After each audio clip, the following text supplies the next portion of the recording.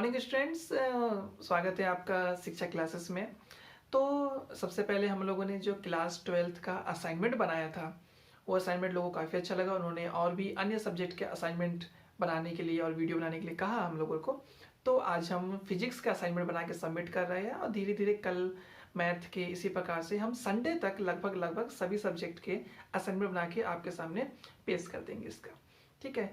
और रही एक बात ये कि आज के सेशन में हम जो कर रहे हैं वो फिजिक्स के असाइनमेंट का आंसर दे रहे हैं। ठीक है। इसमें आपको फिजिक्स के पूरे प्रकार से आंसर मिल जाएंगे। ठीक है, जिससे आप अधिक से अधिक नंबर बाकी अन्य बच्चों से ला सकते हैं। और रही बात एक चीज़ और की, क्योंकि ये जो असाइनमेंट होने वाले हैं ये सिर्फ सितंबर भर में नहीं, अक्टूबर में भी होंगे, नवंबर में भी होंगे, दिसंबर में भी होंगे। तो हम अप टू डेट धीरे धीरे जो भी डेट आएगा, क्वेश्चन आएगा, वैसे वैसे वीडियो अपलोड करते रहेंगे। तो आप हमारे चैनल को सब्सक्राइब कर लिए और नोटिफिकेशन बेल को प्रेस कर लिए। इससे ये होगा जैसे ही हम उस वीडियो को अपलोड करेंगे आपको नोटिफिकेशन के माध्यम से वो वीडियो हमारा दिखाई दे देगा। ठीक है, और जल्दी से उसको नोट कर सकेंगे। ठीक है, तो चलिए अब शुरू करते हैं आज के फिजिक्स असाइनमेंट का जो क्वेश्चन था उस क्वेश्चन की तरफ बढ़ते हैं अपन। ओके, तो असाइनमेंट का हम पहला क्वेश्चन देख रहे हैं फिजिक्स का। पहले क्वेश्चन में दो पार्ट है। पहला क्वेश्चन ये पूछा है उसमें कि उस भौतिक राशि का नाम लिखिए जिसका मात्रक न्यूटन प्रति कूलाम है। N/c मतलब न्यूटन प्रति कूलाम है। तो बताइए यह सदिश है या अदिश है। तो इसमें हमको दो तीन चीज़ें बतानी है। तो हमने इसका डेफिनेशन लिखा है कि उस भौतिक राशि का नाम विद्युत क्षेत्र की तीव्रता है जिसका मात्रक न्यूटन प्रति कूलाम है। इसे वेक्टर ई से प्रदर्शित करते हैं जिसका सूत्र vector E is equal to vector F/Q0 है। यह एक सदिश राशि है जिसकी दिशा एकांक धनावेश पर लगने वाले बल की ओर होती है। ठीक है। सेकंड क्वेश्चन इसका ये पूछा है कि एक भौतिक राशि का मात्रक फैरेड है, इसकी परिभाषा और विमित सूत्र लिखिए। ये फर्स्ट क्वेश्चन का ही सेकंड पार्ट पूछ रहा है आपसे कि एक भौतिक राशि का मात्रक फैरेड है जिसकी परिभाषा और विमीय सूत्र लिखिए। वी सूत्र मतलब विमीय सूत्र लिखिए। तो इसका आंसर लिखा गया है कि फैरेड धारिता का एक ऐसा ही मात्रक है जिसे एफ से प्रदर्शित करते हैं। फैरेड को एफ से प्रदर्शित करते हैं। धारिता की परिभाषा इस प्रकार है कि किसी चालक की विद्युत धारिता आंकिक रूप से आवेश की उस मात्रा के बराबर होती है जो उसके विभव में इकाई की वृद्धि कर दे। इसे सी से प्रदर्शित करते हैं। यदि किसी चालक को क्यू आवेश देने से उसका विभव वी हो जाता है तो Q proportional V. Q equal to proportional हटता आपको पता है कि इक्वल आता, कांस्टेंट आता है, तो इक्वल आ गया और कांस्टेंट ले लिया सी। ये जो सी हमारा वही धारिता है जिसका डेफिनेशन पूछा था और विमीय सूत्र भी इसी धारिता का पूछा है। तो हम इसका विमीय सूत्र लिखेंगे m की पावर -1, l की पावर -2, t की पावर 4, a की पावर 2। ठीक है, ये इसका विमीय सूत्र। तो पहला क्वेश्चन यहाँ पे खत्म होता है फर्स्ट पेज में। नाउ हम सेकंड पेज में देखते हैं कि एक समान ये न्यूमेरिकल क्वेश्चन है, आंकिक प्रश्न। एक समांतर प्लेट संधारित्र के प्लेटों के बीच वायु होने पर 10 माइक्रोफैरड धारिता प्राप्त होती है। अब इन प्लेटों के बीच की दूरी आधी कर दी जाए तो इनके मध्य k इक्वल टू 5 परावैद्युतांक का माध्यम भर दिया जाए तो धारिता का मान कितना घटेगा या कितना बढ़ेगा ये हमको ज्ञात करना है। ठीक है, चूँकि ये समांतर प्लेट संधारित्र से संबंधित क्वेश्चन है इसलिए इसमें हम इसी का फॉर्मूला लेंगे। तो लिखिए, हम जानते हैं C इक्वल टू के ε0 A/d। हमने ये सूत्र लिया, ये समांतर प्लेट संधारित्र के लिए सूत्र होता है। चूँकि क्वेश्चन में हमको ε0 और A इनकी वैल्यू नहीं दी हुई है तो इसको हम कांस्टेंट मान लेंगे। सिर्फ हम C को लेंगे, K लेंगे जो परावैद्युतांक होता है, D लेंगे जो दूरी होता है, उनको केवल लेंगे।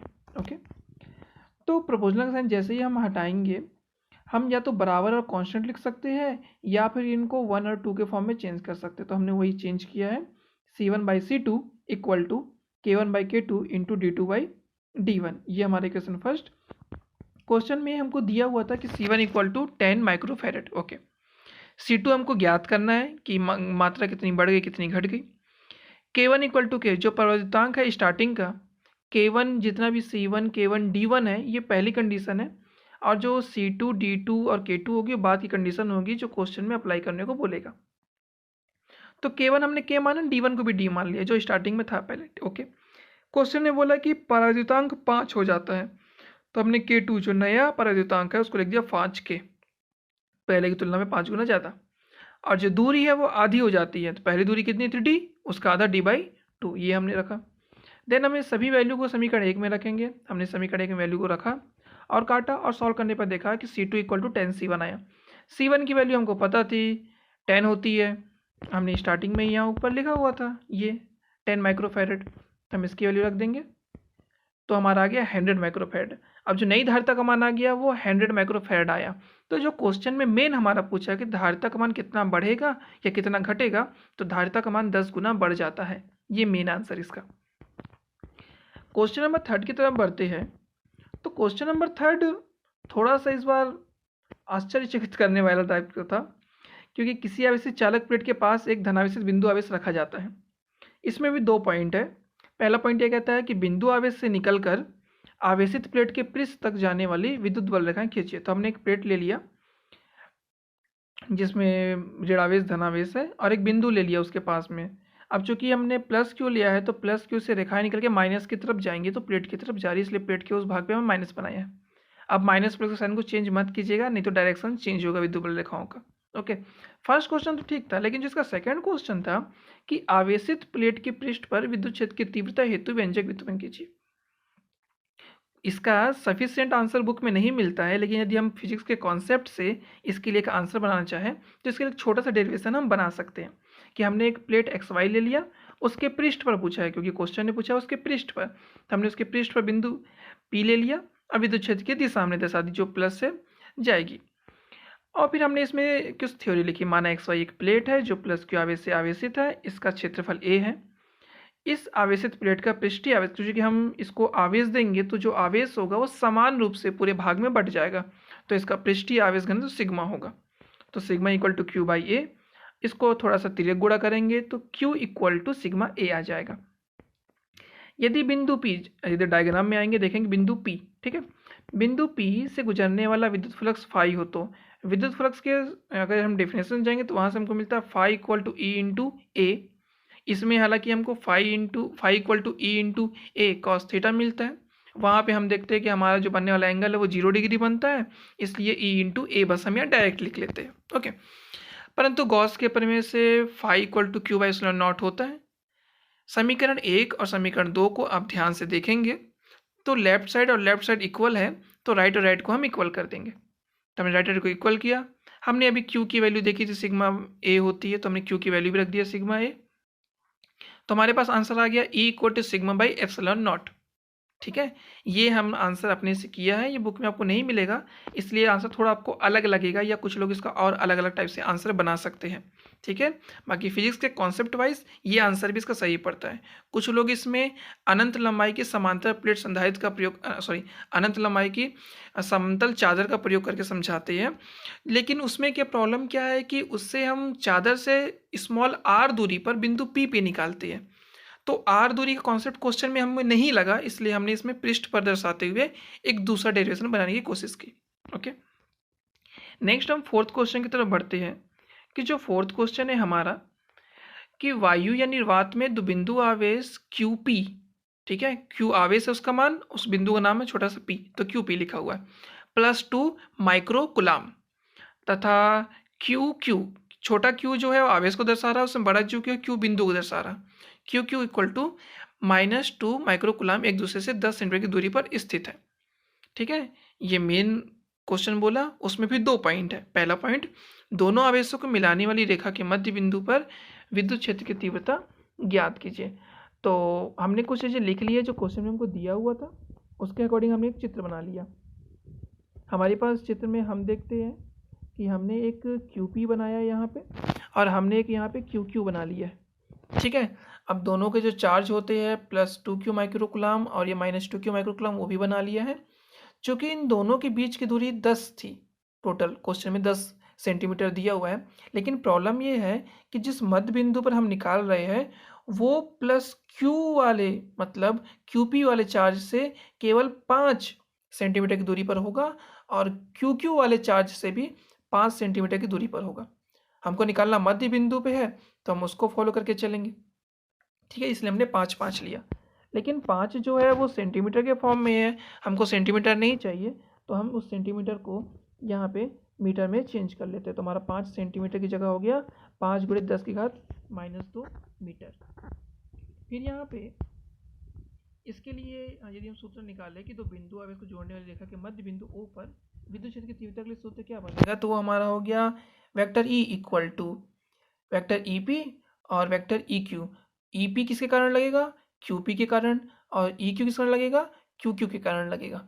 ठीक है, लेकिन प्रॉब्लम क्या है कि दोनों से डिस्टेंस सेम होने के कारण जो विद्युत क्षेत्र की तीव्रता है वो एक समान है और एक समान दिशा में भी है, इसलिए इनका मान आपस में बराबर हो गया। तो यहाँ पे हमने ये लिखा है कि चूंकि EP इक्वल टू EQ, तो समीकरण 1 में जैसे ही हम इसको पुट करेंगे दोनों एक जैसे हो जाएंगे। EQ की जगह भी हमने EP लिख दिया, दोनों को जोड़ेंगे 2EP। EP विद्युत क्षेत्र E का जो फॉर्मूला होता है वो होता है E equal to 1/4πε0 into Q/r²। ये बेसिक फार्मूला होता है उसका। ठीक है, तो ये फार्मूला हमने इसमें लगाया है 1/4πε0 इंटू QP/r²। हमने बस वैल्यू रख दिया उनकी। 1/4πε0 की वैल्यू होती है 9 इंटू 10⁹ इंटू 2 इंटू 10⁻⁶, और r की वैल्यू हमने पुट कर दी इसमें। देन सॉल्व करने पे हमको E की कुछ वैल्यू मिल जाएगी। तो हमारा पहला चीज़ तो यहाँ पे सॉल्व हो गया। बट इसमें एक सेकेंड क्वेश्चन भी अटैच किया हुआ था। वो सेकेंड क्वेश्चन ये था कि एक परीक्षण आवेश QR, इसकी वैल्यू है, यदि ये PQ के मध्य बिंदु पर रखा जाए, मतलब जहाँ मध्य बिंदु O था उसकी जगह पे इसको रख देंगे, तो इस पर लगने वाले बल का मान क्या होगा। तो हमने एक डायग्राम इसके लिए बनाया कि हमने इसको बिंदु O की जगह पे रख दिया है यहाँ पे। अब चूंकि ये दोनों के बीचों बीच में है, तो जो बल का मान हम निकालेंगे सूत्र से, एक्चुअली में जो सूत्र होता है वो होता है E equal to F/Q0। Q0 की जगह हम यहाँ QR लेंगे क्योंकि क्वेश्चन में QR दिया हुआ था। इसका तिर्यक गुणा करेंगे तो हमको ये सूत्र प्राप्त हो जाएगा। देन हम QR की वैल्यू क्वेश्चन से रखेंगे, E की वैल्यू हमने अभी निकाली थी वो पुट करेंगे, और मल्टीप्लाई करने पे हमको ये आंसर मिल जाएगा। चूँकि ये बल निकाल रहे इसलिए इसका मात्रक न्यूटन होगा। ठीक है, तो ये था हमारा चौथा क्वेश्चन। और हम अपने लास्ट क्वेश्चन की तरफ बढ़ते हैं, जो क्वेश्चन था कि बिंदु आवेश, इसमें भी दो पार्ट मिलेंगे हमको, कि बिंदु आवेश व विद्युत द्विध्रुव के कारण विद्युत विभव में दो अंतर लिखिए। इसके आधे क्वेश्चन को मैंने बाद में लिख के उसको सॉल्व किया है। ठीक है, आधा क्वेश्चन ये पूछा है कि दो बिंदु आवेश व विद्युत द्विध्रुव के कारण विद्युत विभव में दो अंतर लिखिए। तो ये आपके सामने पहला अंतर मिल जाएगा और फिर उसके नीचे आपको दूसरा अंतर मिल जाएगा। इसी प्रकार जो इसका दूसरा क्वेश्चन है कि एक विद्युत द्विध्रुव के बढ़ाए गए अक्ष पर स्थित किसी बिंदु पर विद्युत विभव हेतु व्यंजक भी प्राप्त कीजिए। ठीक है, मतलब ये सीधे सीधे आपसे अक्षीय स्थिति के बारे में पूछ रहा है, तो हम अक्षीय या अनुदैर्ध्य स्थिति का इसी में पूरा का पूरा डेरिवेशन कर देंगे। ठीक है, ये डेरिवेशन का मैंने एक वीडियो बनाया, वहाँ समझाया भी है, इसलिए यहाँ मैं पूरा एक्सप्लेन नहीं कर रहा हूँ, मैं आपको इस दिखा रहा हूँ। आप यहाँ से इसको इस प्रकार से नोट कर लेंगे पूरे के पूरे को। ठीक है, यदि इससे संबंधित आपको किसी प्रकार का डाउट होगा तो आप कमेंट सेक्शन में कमेंट करके मुझे बताएंगे। यदि आपको किसी और सब्जेक्ट के नोट्स चाहिए होंगे तो आप मुझे बताएंगे, मैं आपको उसके ही बना के संडे से पहले, मतलब चूँकि आप लोग के स्कूल में आपको टाइम मिला होगा कि 5 या 6 तारीख से पहले जमा करना है, तो मैं आपको संडे तक लगभग सभी वीडियो बना के अपलोड कर दूँगा। ठीक है, तो ये हमारा लास्ट में उसके लिए भी वो भी निकल जाता है। ठीक है, तो यदि आपको हमारा वीडियो अच्छा लगा हो तो प्लीज़ हमारे चैनल को लाइक कीजिएगा, हमारे वीडियो को लाइक कीजिएगा, चैनल को सब्सक्राइब कीजिएगा और नोटिफिकेशन बेल को प्रेस कर लीजिएगा, जिससे यदि हम इससे संबंधित कोई वीडियो और यदि अपलोड करते हैं तो आपको वो नोटिफिकेशन के माध्यम से पहले ही दिख जाएगा। ठीक है, थैंक यू।